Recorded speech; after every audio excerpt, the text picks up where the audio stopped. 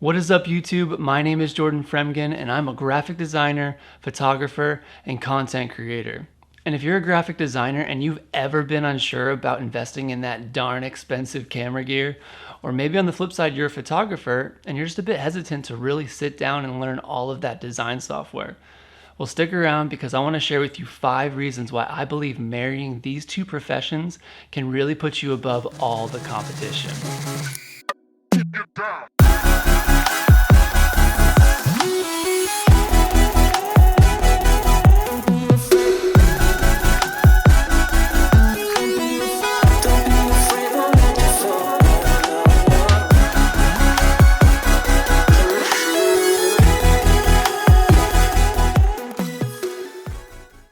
Okay, so quick backstory.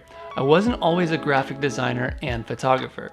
See, I started off in graphic design, but at one point I actually avoided doing photography at all costs. And this was mainly just because I didn't want to get involved in all the competition. I thought that the job was over congested and everyone I knew was doing it. And so that was just something I wanted to avoid. But now that I've grown to see the benefits of bringing these two worlds together, the first point I want to make and why I believe every graphic designer should also be a photographer is that it brings you a stronger sense of visual balance. So think about it like this. If you're a designer out there, you're probably familiar with some of the design elements and principles that we use in our designs every single day. But for me, when I'm sitting down to design something, I don't think about that list. It doesn't really cross my mind, and I don't check off a list on what I'm going to use for that design in particular. But when I go out to shoot photography, I gotta think about composition, right? I gotta think about the elements inside my frame and how they're going to look balanced. I like to think about it like I'm working on a muscle. So when I'm out there shooting, I'm actually practicing composition and I'm practicing visual balance so that when I get back to the drawing board for my design, whether it's unrelated or not, I actually have a better sense of visual balance without even realizing it. Okay, so point number 2 is you get to use your own stock images. So think about how cool that is. If you have a design and you have a photography need, you can just go out and shoot it yourself instead of hunting down that perfect photo online using a stock site. I know that some shots might not always be easy to come by, but a good scenario is this. When I'm designing a brand or a logo for a company, I like to create a nice presentation of mock-ups to go along with it. And a lot of times I'll use photorealistic mock-ups.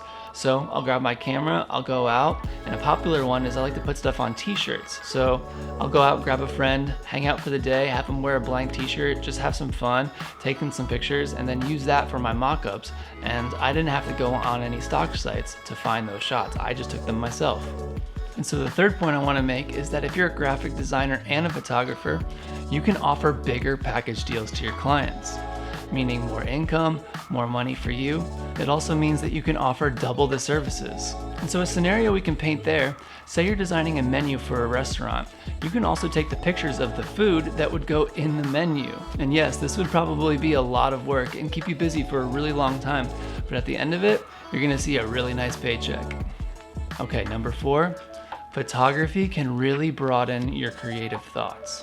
I guarantee that you will be so surprised at the inspiration you will find by being a photographer for your graphic design. And it's all because you got out of your seat for a little while.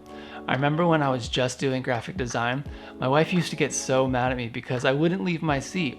I would just sit there all day staring at my computer screen and not going anywhere. But when I found photography, it got me out of my seat, and I realized that my inspiration went through the roof, and I started designing things that I never thought that I really could do. Using Pinterest and other sites on the internet for inspiration is not a bad thing, but there's nothing like grabbing your camera and going outside, taking some pictures for the day just because you love it to fulfill your inspiration. And the last point I want to make, I'm actually quoting, more or less paraphrasing my favorite YouTuber, Peter McKinnon. He says that it's so important to find something that is not your passion to protect that which is your passion. And so for me, when I found photography, it pulled me away from graphic design for a little bit, but when I came back to it, I had so much more fire for it. I was so much more passionate about it, and I wanted to dive so much deeper into it than I had before.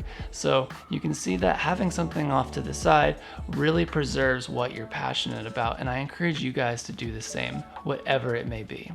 All right, guys, well, that's all I've got for you today. Thank you so much for watching. I really appreciate the support. You probably realize that this is my first video on YouTube, so if you found this video helpful, give it a like, subscribe to this channel if you want to see more content, comment below if you want to add to the discussion. Either way, really appreciate the support.